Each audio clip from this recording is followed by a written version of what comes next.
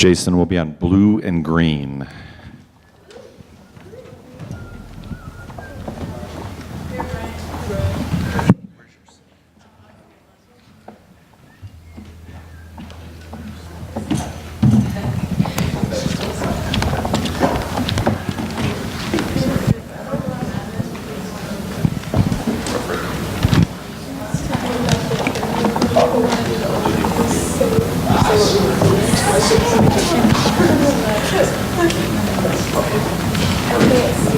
Well, good morning, everybody. We are all running on pure caffeine and the power of Jesus up here today. So first off, we have everybody. 1, 2, 3, 4, 5, 6, 7, 8, 9, 10, 11. We do have everybody. So I'm Buff Brian. Down at the end there is Rough Rick. We all got nicknames on the trip here, but so first off, if I could get a big round of applause for this group here.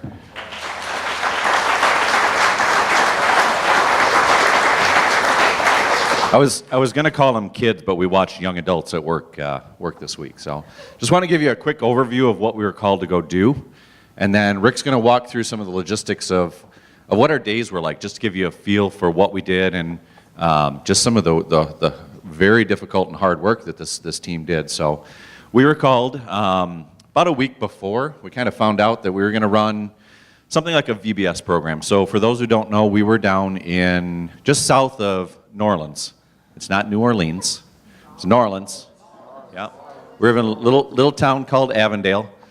We knew we were going to meet another church group there. They were from North Carolina. Some of our group went south real fast. And by south, I mean language.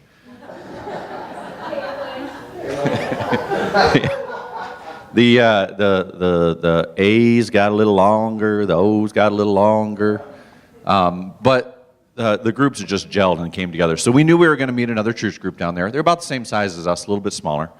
And we knew we were going to have a community. It's called Avondale. That was, we kind of expected hard hit from a Katrina standpoint.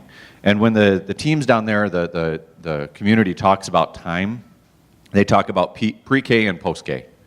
They talk about pre-Katrina and post-Katrina. The area that we were in wasn't necessarily flooded, but had a significant wind damage. So they talked about, the time of the blue tarps, where all the houses had blue tarps on the roof. So we knew we were going to come into a community that was probably struggling financially. We knew we were going to come into a community that had a lot of need for ministry. And we knew we were going to do it through a VBS program. It's kind of all we knew. And then somewhere along the week, we found out, well, maybe we could run some sports-themed things to bring some of the kids into the area. So we turned it into a VBS sports camp, so Vacation Bible School sports camp. So that's kind of what we knew going in, and that's what we knew about the community. What we found out from a community just overview standpoint, this community is really just an area with, I'll call it transient housing. People come in, and they don't put roots down in this community. They come in and they stay for a little while, and then they are either kicked out of their houses because they can't afford the house, or they move into a different community because they are doing something different from a job standpoint, or they go where the work is at. So you get a lot of people who just aren't sticky in the area. They don't stick around. So we ended up staying at First Baptist Church of Avondale, where we met Pastor Mark. And he's the kind of a key figure in the community, and he brings the whole community together through this church. And we had an opportunity to meet the families, the kids, and minister to them. So that's kind of the overview of what we walked into, and Rick will talk through some of the logistics of what our days look like. So Sunday when we got there, we met with Pastor Mark, and we met with the team from North Carolina. And the first thing we found out that we were going to do was we were going to walk through the community and hand out some flyers advertising the Vacation Bible School sports camp, as well as a block party on Wednesday night. So it gave us a great opportunity to not only meet some people in the community as we walked through, but actually see how they were living down there and get to experience that and have a sense of truly where we were at. We were then told that each day. We would basically run the sports camp from 9 in the morning until noon. They come back after lunch and run it from 1 until 4. So Brian and I and Lindsay organized whoever would run at 6 in the morning with us to start the day even earlier. We got a little run in the morning, had breakfast at 7, and then a few of them ran with us. And then after breakfast, we did a devotion, and then we went down to the ball fields in the community about 8:30, and we would set up for sports camp. Pastor Mark had told us that many of the young people in the community didn't have anything to do with the exception of the activities that we had at the sports camp, that they would be at home or finding a way to get into trouble potentially. So we went down and we didn't know what to expect the first day. And we had, I would say, 40 or so kids show up the first day. None of us, again, knew exactly what we were going to run or exact plan for the day. We had these hour windows, and I quickly learned that I could become a gym teacher in my retirement if I would like. But we organized everything from dodgeball to basketball to wiffle ball to soccer. A lot of the young people organized crafts outside, and then we would close each session in the morning and the afternoon with a message and some praise music, which we'll share a little bit with you later. But that was really our daily schedule to go down there and run this camp. And by the second day and the third day, we had between 60 and 70 kids coming to the camp. So it grew exponentially. We learned on Wednesday that we had the block party as well to put together. So about half of us in the afternoon started setting up for the block party while the remainder ran the sports camp.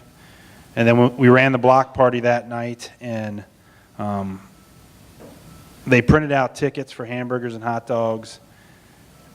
I would tell you that I think we cooked 160 plus hot dogs and 120 or so hamburgers, and they were all gone. The community showed up in great numbers that night, and we'll share more about that as well. And kudos to Rick. I think it was like 212 degrees, the air temperature in New Orleans, and he was over the grill flipping burgers. So he's.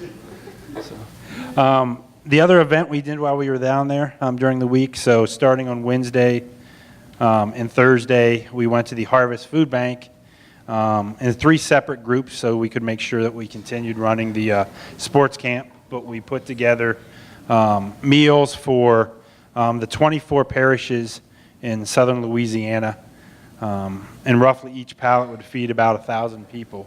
And I know we got 3 or 4 pallets put together in the time we were there. So we had quite an opportunity to do a number of activities while we're there.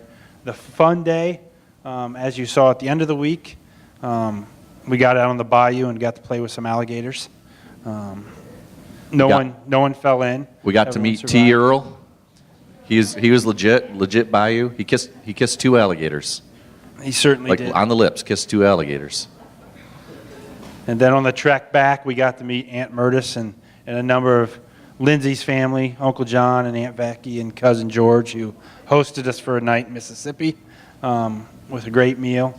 And the kids took advantage of the swimming pool that night. So, and then we completed our 13-hour trek yesterday, getting back. So. And then just one other quick logistics note on the way down. So special thanks to the Flam family back there that arranged our accommodations on the way down. We stayed at a church in just south of Nashville. Just south. It's a long way south of Nashville. It's in the middle of nowhere. But it was,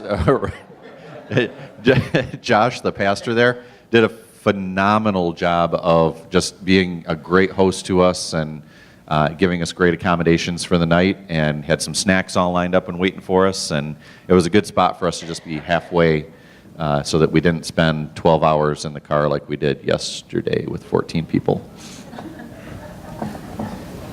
But we survived.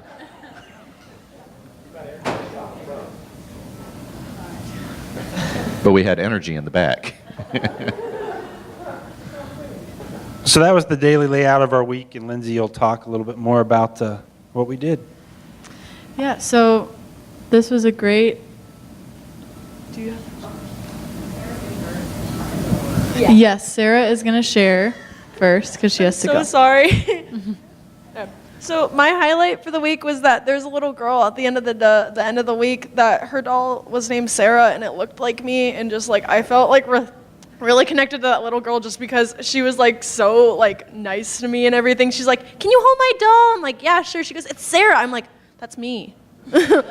And then my God sighting was getting to connect with Emma because I've been scared of her for a long time because she's kind of intimidating, but we bonded over packaging rice. So yeah. Thank you. Thanks, Sarah.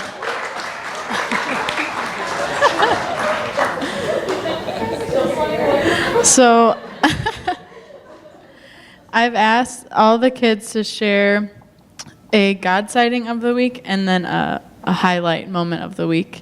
And they can obviously tell stories and stuff too. So we're going to pass the mic down and everyone's going to get a chance to share. And then I'll wrap things up and we have another little special thing. But if you want to keep the pictures going while we tell stories, that way you can all get a visual.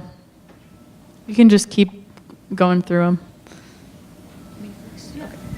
them. So I would like to start off thanking everyone of the church members for contributing to this mission trip, and also Lindsay, Brian, and Rick for making it a fun and really safe trip, and also turning the AC on as quick as possible once we got in the car so no one died.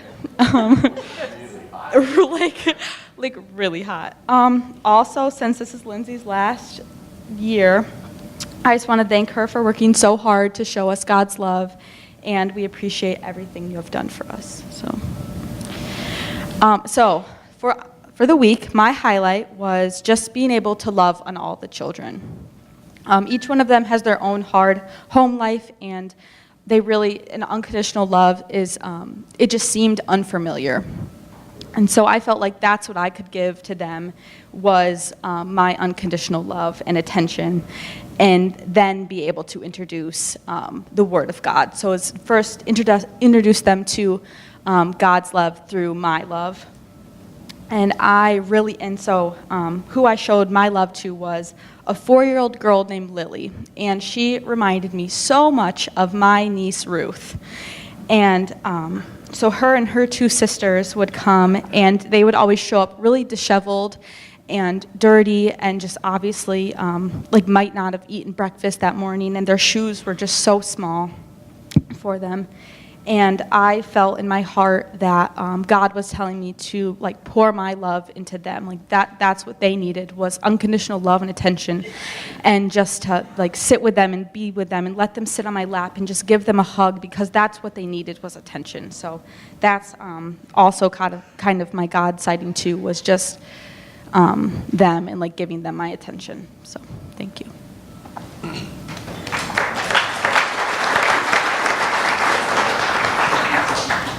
Hello. Hi. How close? This close? Okay. My name's Ben. I went on the mission trip. That's why I'm up here. So a highlight of this week was definitely all the southern hospitality of the South. All the way from when we first stopped in Tennessee at Josh's church. Is it Josh, right? Yeah. To staying at Aunt Murtis's house. Everyone down there is so nice.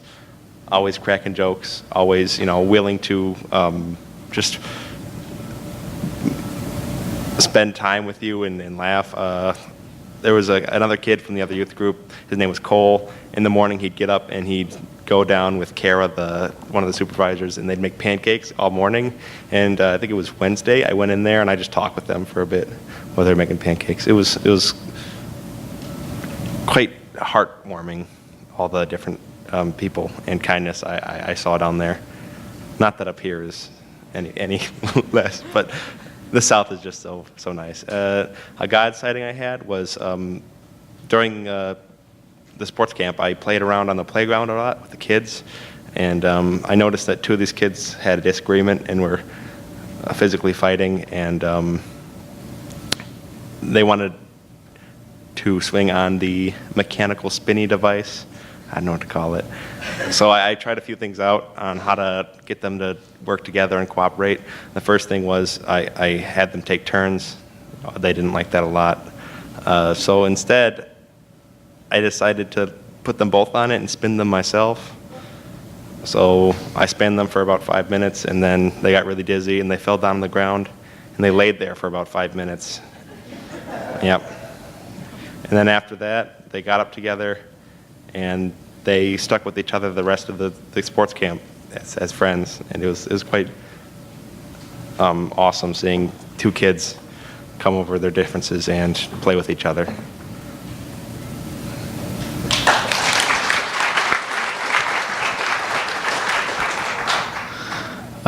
So my name is Justin. My highlight this week was getting to know all the kids really well, the other group, and even my own group. Like, there's a lot of stuff that I didn't know about even the people in my own group that I got to know. So it was really cool. And my God sighting was, normally I'm not like a morning person, but I was waking up really early and running, and just even in general when I didn't run, I was in a really good mood for some reason. So that's my God sighting.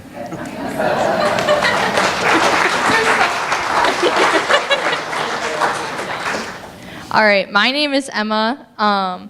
My favorite moment from the trip was after one night, we volunteered super long this one day. We had a long session, and then it was really late at night, so we went out to McDonald's. And next door to McDonald's, there was a grocery store. So we sent Andrew, because he wanted something from the grocery store. So he went over there with some money by himself. And Andrew, this is like a big amount of freedom for him. So he came back, and we're sitting at McDonald's, and he comes back holding these grocery bags going, "What's up, Lindsay?" And we all look at each other and say, "I guarantee those bags are full of candy." And I think we have a picture of what was inside, but it's coming. But inside there was gummy sharks, candy corn, and then there was soda. And Lindsay goes, "Andrew, is this all sugar?" And he goes, "The pop is sugar-free." It was Fanta. It was not sugar-free. But what else could we expect? Give him a little bit of independence, and that's what happens. But we were all laughing very hard, and after a long day, and it was really fun.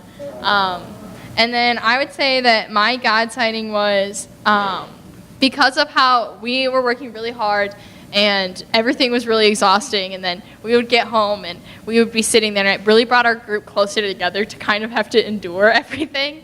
So I remember one night after a really long day, all the girls sat and we talked until like midnight, 1 in the morning, and we just got to know each other really well and got to talk about some really good stuff. And it was just really energizing to just be able to get to know everyone better. Yeah, there's the bag. All right, I'm done now.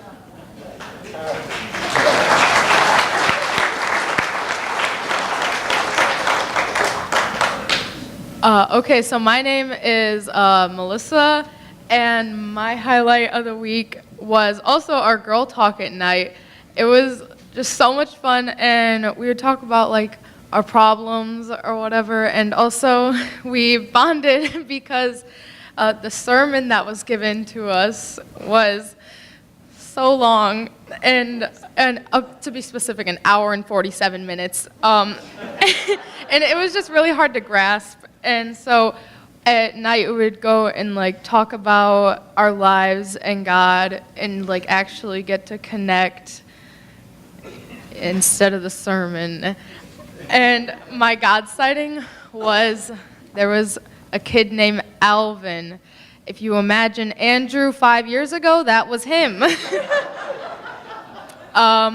Alvin was quite a character. We loved to play Foursquare together. I wrecked everybody in Foursquare. Alvin was pretty good too. So he really didn't like when he got out. So every time that he got out, he was like, "No, the ball was still in." And he would like take the ball and he would be like, "It was right here, like it wasn't out." And we were all just like, "Alvin, it was out. Go to the end of the line."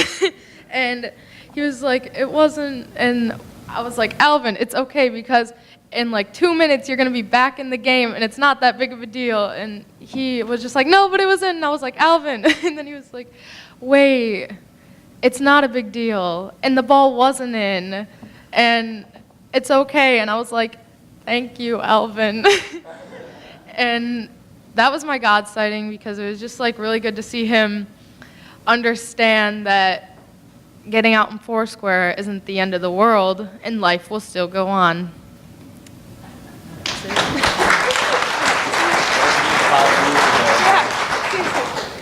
Okay, hi, I'm Shania. Well, my highlight of the week was also Andrew at the grocery store too, because of course Lindsay puts me in charge of him. I don't get why. So yeah. So, and then the other one was like just hanging out with the kids because I got connected with them really well. Like I think this is the first mission trip I got connected with the kids, like emotionally, I guess, because this also goes into my God sighting. But this girl, 2 girls, Paige and Victoria, we just went privately and just talked about like their home life and like how it was. And I asked them if they came to the camp just to get out of the house, and they said, yeah, I do. So it was kind of like heartbreaking and really good just to get like emotionally attached to them, I guess. And then, yeah.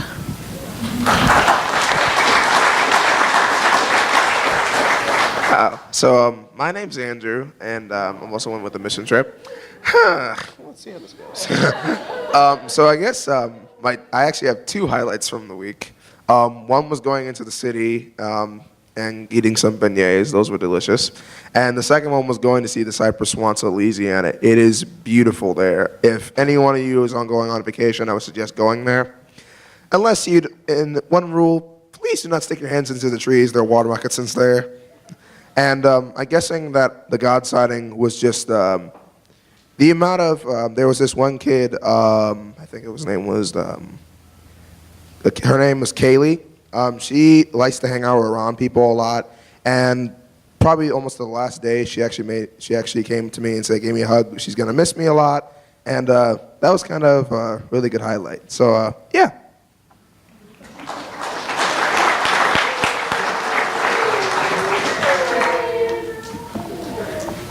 Hi, I'm Jacob. Shut up. What's the word? I want to thank everybody for contributing to the mission trip, and it was really cool being with everybody and playing basketball with all the kids and making relationships with everybody down there. And my God sighting was we were all like, it was the end of the week, and we were all like praying, and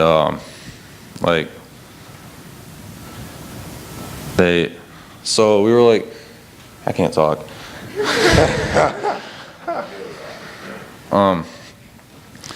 So we were all like closing our eyes, and they said, if you want to like accept Jesus and stuff, raise your hand. And like I didn't like open my eyes, but I heard like a bunch of people, and it was cool that like we got to touch a bunch of people, like teach everybody like God's word and stuff.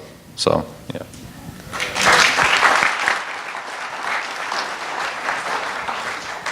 My name is Jacob, and my highlight of the trip was there was actually a kid named Colton. He was basically a mini me. He looked exactly like me. And he was just really fun to hang out with. He wanted to explore everywhere. And then my God sighting was seeing everyone at the complex for the sports, and it was just amazing for me.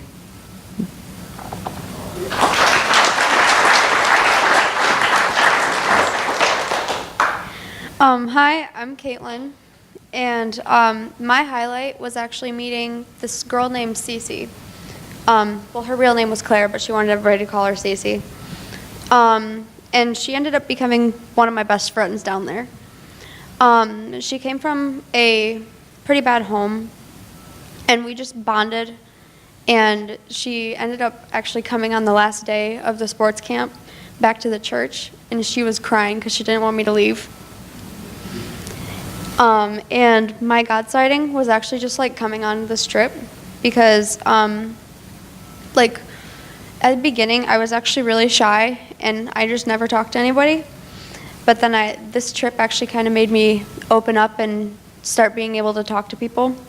And I didn't know about this trip until like the last day of school.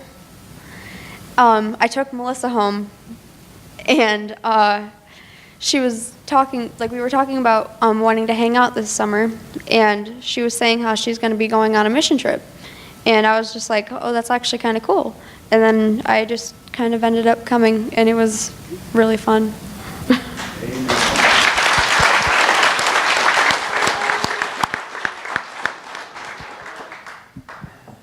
So hopefully you guys heard all the kids talk about relationships that they built with the young people of that community. And our goal from Pastor Mark, and he told us the first day, was go in there, love on these kids, build a relationship with them, because we want them to know that First Baptist Church of Avondale is here. We want them to come to church. We want them to bring their family to church. And we saw that continue all week long as the number of children that came to the camp grew. When we did the block party, there were probably 250 or 300 people from that community who came to the block party. Pastor Mark told us it was the largest number of people he'd ever had at a block party. A couple of things that were highlights to me. You saw a picture of a little red-headed boy up there with a flag on his shirt. His name was Jack, and Jack was a sports fiend. He was good at everything and extremely competitive. And Jack and I kind of bonded, and we talked about the block party. And he said, oh, my parents don't go to church. We'll never come to the block party.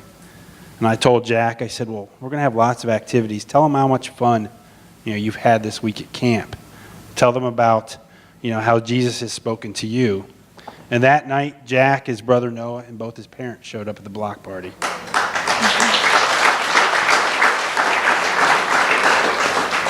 And another highlight for me was there was a picture you probably saw of myself and a young man with long dreadlocks. His name was Sergio. And Sergio was a phenomenal basketball player. Jacob and he had some great basketball games. But Sergio is a new father. So young man, all of a sudden with a son very early in life. And Brian and I didn't necessarily talk to him about being a father or what it meant to be a father, a Christian father with your family. But during the week, he came up to me and he said, you have a daughter here down here with you. And I said, yes, Emma. He said, Brian's son is here. I said, yeah, Jacob is here. And to me, that was my God sighting. Sergio was making connection of what it meant to be a father and to be there for his family. And we learned from Pastor Mark that he's an exceptional young man, and hopefully he will have an exceptional life and relationship with the Lord.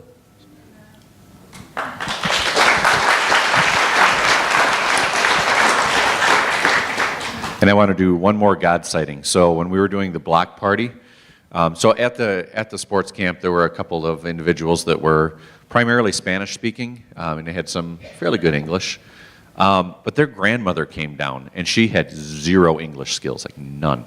So there were a couple of us that knew, a few words of Spanish. We can ask where the bathroom's at, and hi, me llamo Brian.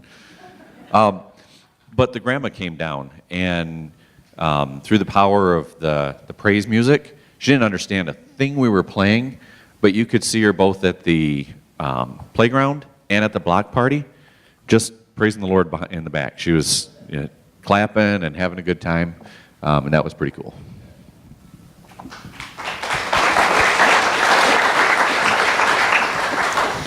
I would say, going along with what Brian just said about the children's abuela at the party, there were other girls that had been at the sports camp all week, and they were probably 13 or so, and they came up so Brian and I were playing praise songs all throughout the block party, and they came up to me and requested Our God is an Awesome God, because that's when we sang a lot, and they had probably 3 or 4 friends, so they went over to their friends and taught the friends all the motions, and they were all really into it singing, so that was really cool. And there were other kids that had parents there that were new Christians, and they heard us play a song and ran up and said, "Oh, I love that song. Will you play this song?" And they had all these requests for Christian songs. So it was really just a blessing to be able to play music there. That was a huge God sighting. And God sighting and highlight was just the relationships that we were able to form and strengthen. It was really cool to see how much of an impact the local church had in the community. There were 2 workers at the it was kind of this Parks and Recreation government funded park where we did everything, and there were 2 workers there that they were constants in these kids' lives, and you could just tell it was a lot more than a job for them. The kids knew them, they respected them, they knew that they had people that cared for them. So that was just really beautiful to see the relationships we built with the community kids, with the other group, with the pastor. It was just really great. And the fact that Caitlin came on the trip was a God sighting, and she stepped up and played with Brian and I at the block party. She played her flute, and that was huge. Never having played these songs before, we printed off some sheet music, and she just jumped right in and played, and it was so beautiful to have the extra instrument. So we are going to share right now and play a song for you that we played at the block party, or with you. We can all sing it together. So before we do that, though, one more round of applause for everybody.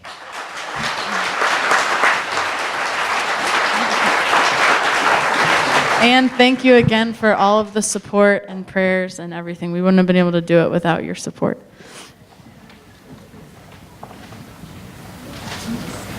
You can just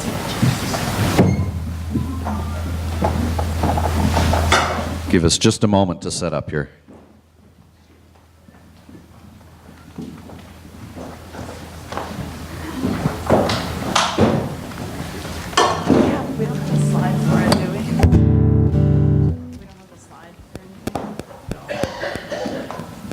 We don't have slides up, but I think most of us know the song. We're going to play Reckless Love.